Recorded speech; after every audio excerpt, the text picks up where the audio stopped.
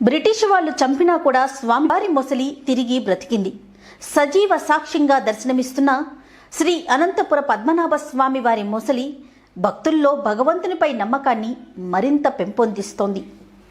కేరళలోని కాసర్గోడ్ శ్రీ అనంతపుర పద్మనాభ స్వామి వారి ఆలయంలోని కొలనులో కేవలం స్వామివారి ప్రసాదాన్ని మాత్రమే ఆహారంగా స్వీకరించే శాకాహార ముసలి బబియా నేటికి మనకు దర్శనమిస్తూనే ఉంది.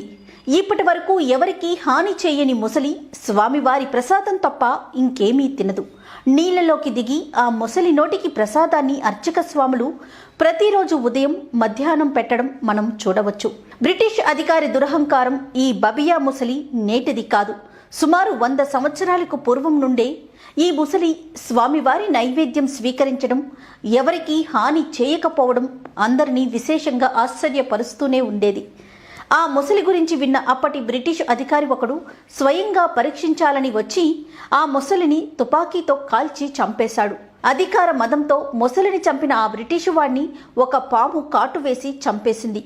మరునాడు ఆ ఆలయ అర్చకులు ముసలి కోసం ప్రసాదం తయారు చేసి ఆర్ద్రతతో నీటి మడుగులో దిగి బబియా అని పిలవగానే వెంటనే వచ్చి ప్రసాదం స్వీకరించింది. ఈ బబియా నీటి మడుగుకు ఆనుకొని ఉన్న ఒక గుహలో ఉంటుంది. ఈ గుహకు సంబంధించి ఒక పురాణ గాథ కూడా ఉంది. ఆ పురాణ గాథ ఏంటంటే, 3000 సంవత్సరాల క్రితం దివాకర బిల్వమంగళ మహర్షి శ్రీ మహావిష్ణువు గూర్చి తపస్సు చేస్తుండేవారు. ఆయన తపస్సుకు మెచ్చిన శ్రీ మహావిష్ణువు ఒక చిన్న బాలుని రూపంలో ఆయనకు దర్శనమిచ్చారు.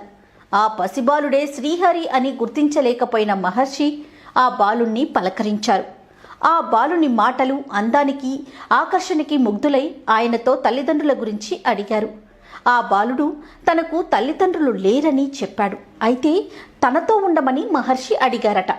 ఆ బాలుడు ఒక నియమంపై మాత్రమే ఉండగలనని బదులిచ్చాడట. అదేంటంటే, ఎన్నడూ ఆ బాలుణ్ణి తిట్టడం చెయ్యకూడదు. ఏ పరిస్థితుల్లోనైనా తిడితే తాను వెళ్ళిపోతానని చెప్పాడట. ఆ నియమానికి అంగీకరించి ఆ బాలుణ్ణి తన ఆశ్రమంలో అల్లారు ముద్దుగా చూసుకునేవారు మహర్షి. ఆ బాలుడి రూపంలో ఉన్న శ్రీహరి మహర్షికి ఆగ్రహం కలిగించాలని ఎన్నో విధాల ప్రయత్నం చేసేవారు. కానీ ఎంతో సహనం, ఓర్పుతో భరించేవారే తప్ప ఎన్నడూ ఆ బాలుణ్ణి కోప్పడలేదు.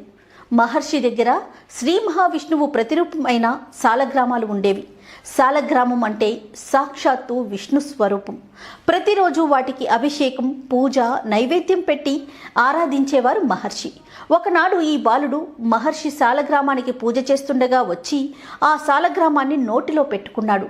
వెంటనే కోపోద్రిక్తుడైన మహర్షి ఆ బాలుణ్ణి తిట్టారు. వెంటనే ఆ బాలుడు, నువ్వు నన్ను తిట్టిన కారణం చేత నియమాన్ని అతిక్రమించావు కనుక నేను వెళ్ళిపోతున్నాను అంటూ అడవిలోకి వెళ్ళిపోయాడు. మహర్షి ఆ బాలుణ్ణి వదిలి ఉండలేక వెనుకనే పరిగెడుతూ ఆ బాలుణ్ణి అనుసరించాడు. అలా వెళ్ళి ఆ బాలుడు ఒక గుహ దగ్గర అదృశ్యమయ్యాడు. ఆ గుహలోనికి వెళ్ళి చూసేసరికి అక్కడ ఒక మార్గం కనిపించింది. ఆ మార్గం గుండా వెళ్ళగా ఒక పెద్ద అశ్వత్థ వృక్షం కింద ఆ బాలుడు మరలా కనిపించి అదృశ్యమయ్యాడు. దాంతో ఆ మహర్షి పరిపరి విధాలా తప్పించి విలపిస్తుండగా ఆ అశ్వత్థ వృక్షం ఆకాశం రద్దలయ్యేలా పెళపెళ ధ్వనులతో విరుగుతూ అనంత సైనంపై చతుర్భుజాలతో శ్రీ మహాలక్ష్మితో దర్శనం ఇచ్చారు శ్రీహరి. అదే నేడు మనం దర్శిస్తున్న తిరువనంతపురం అనంత పద్మనాభ స్వామివారు. దివాకర బిల్వమంగళ మహర్షి ఆశ్రమం ప్రాంతంలోనే ఈ అనంతపుర ఆలయం ఉంది. కనుకే అది మూలస్థానం. అక్కడే ఆ గుహలోనే బబియా నివాసం. బబియాకు పెట్టే ప్రసాదాన్ని మొసలి నైవేద్య అంటారు. బెల్లం పొంగలి 1 కిలో చొప్పున 2 పూటల 2 కిలోలు బబియాకి సమర్పిస్తారు. ఈ బబియాను శ్రీ పద్మనాభ స్వామి వారిగా భావిస్తారు. ఇంకో విశేషం ఏంటంటే, ఈ ఆలయ సరస్సులో ఎప్పుడూ ఒకే ఒక ముసలి కనిపిస్తుందట. ఒకవేళ ఆలయ రక్షకురాలు బబియా చనిపోతే సరస్సులోకి మరో కొత్త ముసలి వచ్చి బబియా బాధ్యతలు స్వీకరిస్తుందని ఇక్కడి వారి నమ్మకం. తిరువనంతపురంలో శ్రీ అనంత పద్మనాభ స్వామి వారి ఆలయానికి ఇది మూలస్థానం అని పిలుస్తారు. ఈ గుహ నుండి తిరువనంతపురం శ్రీ అనంత పద్మనాభ స్వామి వారి ఆలయానికి దారి ఉందట.